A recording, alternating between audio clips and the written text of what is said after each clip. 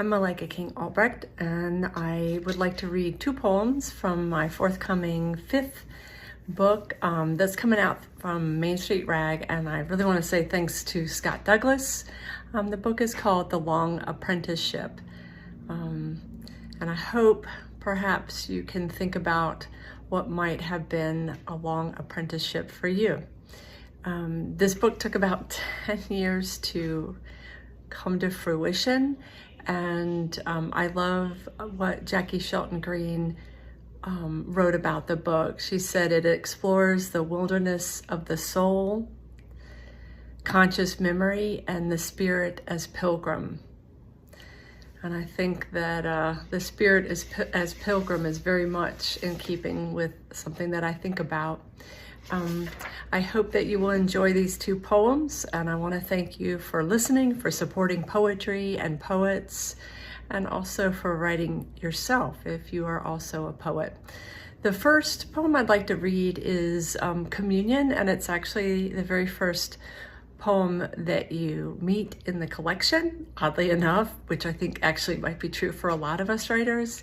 It was the last one that I wrote, and I had it in a different spot for a while, and then it ended up at the very beginning. It's called Communion.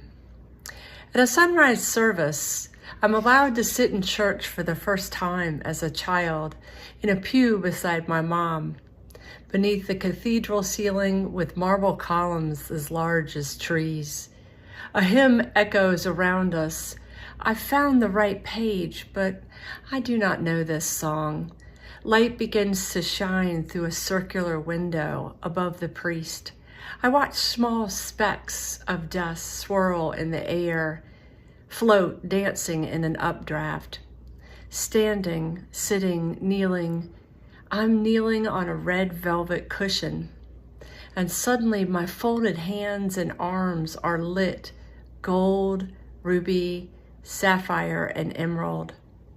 The colors pool onto my hands folded in prayer. I can move my arms away into the silence of dim light, or I can stretch forward into armfuls of color. I turn my bowed head, looking for the source. And the second poem I wanted to read is actually the title poem, in that the title is within this poem. It is called The Therapist as Cartographer. He opens the map, smooths the creases. A map can unfold, but the creases remain.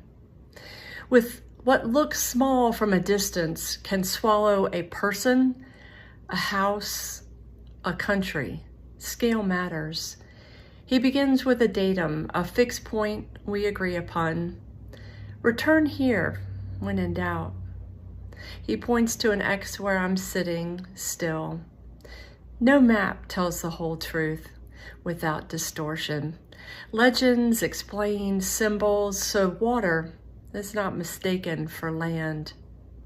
Here the ground shifts. Here you can rest. Blank space means not yet surveyed. A long apprenticeship, mapping your way without pretending you were never lost. Thank you so much for listening.